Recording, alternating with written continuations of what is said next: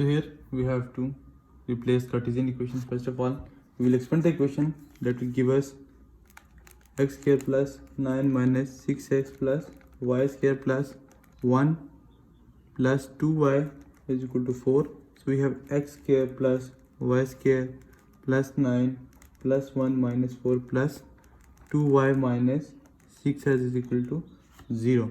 So we write x square plus y square plus 6 plus 2y minus 6 is equal to 0. Now we will substitute x square plus y square plus r square is equal to r cos theta, and then we have y is equal to r sin theta. That will give us x square plus y square plus 6 plus 2y minus 6x is equal to 0.